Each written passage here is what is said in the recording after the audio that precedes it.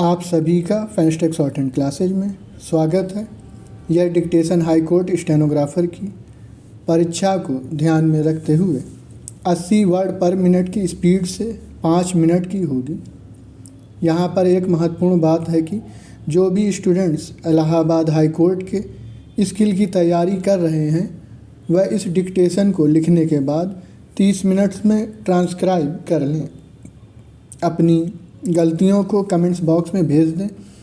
आपको आपके मार्क्स बता दिए जाएंगे। स्टेनो से रिलेटेड जानकारी के लिए हमारे टेलीग्राम चैनल को ज्वाइन कर लें। आप सभी लोग तैयार हो जाएं।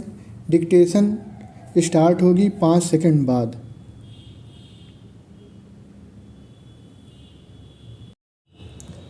लिखित बयान दाखिल करने में विफलता के कारण विचारण न्यायालय वादी के पक्ष में वाद की डिक्री करने के लिए बाध्य नहीं है। इस तरह की डिक्री विचारण न्यायालय के विवेक का मामला है, जिसका विवेकपूर्ण तरीके से प्रयोग किया जाना चाहिए। वर्तमान मामले में विचारण न्यायालय द्वारा उस विवेक के प्रयोग को चुनौती देने के लिए कोई प्रस्तुतिकरण नहीं दिया गया है। वर्तमान में ऐसे मामले हैं जिनमें कोई विवाद नहीं है कि सभी विषयगत संपत्तियों का संपूर्ण विक्रय मूल्य पहले ही अपीलार्थीगण को भुगतान किया जा चुका है और इसके बावजूद उन्होंने गलत तरीके से विषयगत संपत्तियों पर कब्जा बना रखा है। वाद पत्रों और दस्तावेज़ों की जांच करने के बाद मैं यह पूरी तरह से अनावश्यक पाता हूँ कि पक्षकारगण को लंबे चलने वाले विचारण के झंझट से गुजरना पड़े। मेरे विचार से यह आदेश 8 नियम 10 सिविल प्रक्रिया संहिता द्वारा परिकल्पित विवेक का प्रयोग करने के लिए उपयुक्त मामला था और विद्वान विचारण न्यायालय ने आक्षेपित आदेशों में उद्धृत न्यायिक उदाहरणों के आधार पर सही ढंग से ऐसा किया। मैं आक्षेपित निर्णयों में कोई त्रुटि नहीं ढूंढ सका, इसलिए उन्हें बरकरार रखा जाता है और सभी अपीलों के साथ साथ लंबित आवेदनों को खारिज किया जाता है।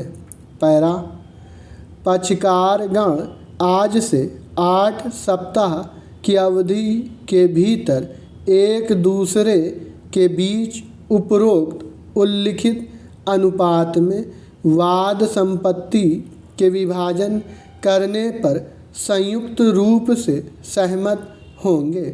ऐसा न होने पर कोई भी पक्षकार वाद संपत्ति को माप और सीमांकन के आधार पर विभाजित करके या उसके विक्रय के द्वारा, जिसमें परस्पर बोली भी शामिल है, इस डिक्री के निष्पादन की मांग कर सकता है। वादी को प्रतिवादी संख्या 1 के खिलाफ वाद के जुर्माने का भी हकदार अभिनिर्धारित किया गया। पैरा लेकिन भाजपा ने इस बार खासी सीटें जीतने के बाद और इस पद के लिए कई दावेदारियों और जद्दोजहद की खबरों के बीच जिस तरह रेखा गुप्ता को यह जिम्मेदारी सौंपी है, यह अपने आप में एक अहम फैसला है। अब सत्ता संभालने के बाद भाजपा और नवनियुक्त मुख्यमंत्री के सामने एक बड़ी चुनौती यह भी होगी कि आम आदमी पार्टी के शासन को उन्होंने जिन सवालों पर कटघरे में खड़ा किया था, जनता से जो वादे किए थे, उनको पूरा करने के प्रति वे कितनी मजबूत इच्छा शक्ति के साथ काम कर पाती हैं।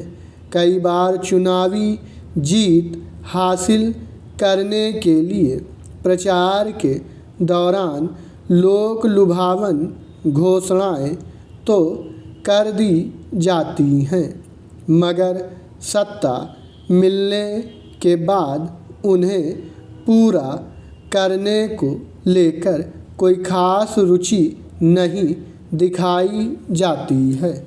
स्टॉप।